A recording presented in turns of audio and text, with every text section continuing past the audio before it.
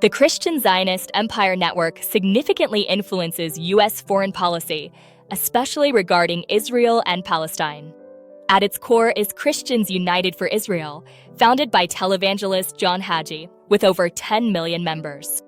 CUFI is arguably the most powerful pro-Israel lobbying force in America, surpassing even AIPAC. These movements are rooted in premillennial dispensationalism, a 19th century theological innovation popularized by the Scofield Reference Bible. This theology views modern Israel as fulfilling end-times prophecy, transforming religious belief into a geopolitical program. This program demands unconditional U.S. support for Israeli expansion and opposes peace negotiations or Palestinian sovereignty. It advocates for rebuilding the Third Temple and justifies perpetual war in the Middle East as prophetically necessary. The report documents key organizations operating in the shadows, including the Council for National Policy. The CNP is a secretive network of evangelical billionaires, politicians, and media figures coordinating Christian rights strategy. Another is the New Apostolic Reformation, a dominionist movement seeking Christian control over the seven mountains of society. Legal warfare organizations like Alliance Defending Freedom and American Center for Law and Justice push theocratic policies through the courts.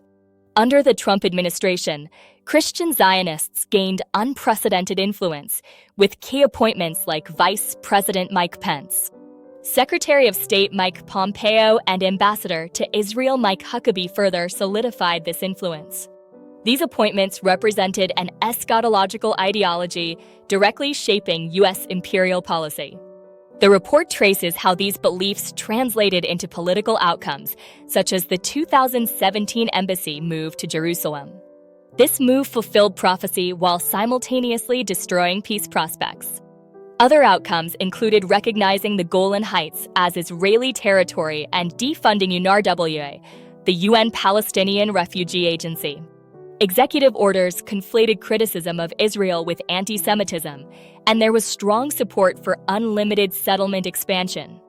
In Israel, organizations like the Temple Institute actively prepare for rebuilding the Third Temple. This includes breeding red heifers, training priests, and manufacturing ritual implements.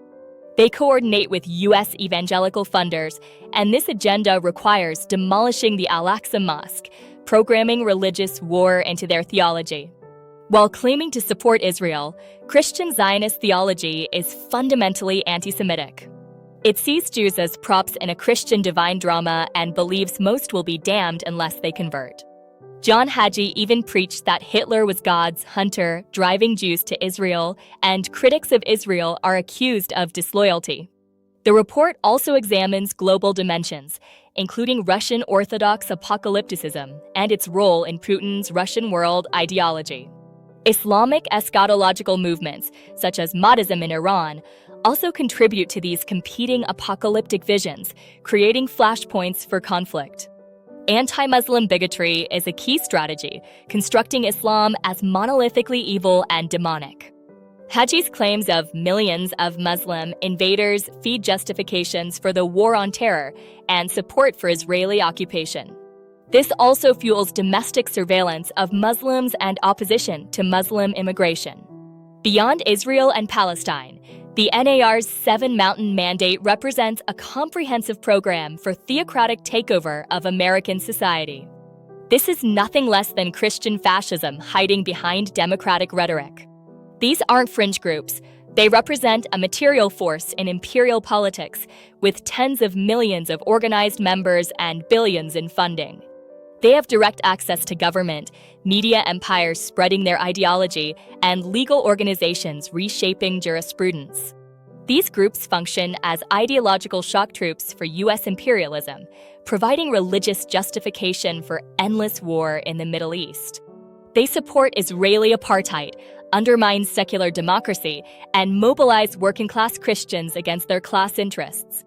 Understanding these movements requires a materialist analysis that sees religion as a political force serving class interests. This serves the interests of the U.S. empire, the Israeli settler colonial project, and the emerging Christian nationalist movements seeking theocratic control. This report provides extensive documentation, organizational charts, funding networks, and specific examples of their operations. It is essential reading for anyone seeking to understand the theocratic imperial alliance that has emerged as a major force in contemporary geopolitics. As communists, we must understand these movements not to mock their theology, but to recognize them as organized political forces serving reactionary class interests under religious cover.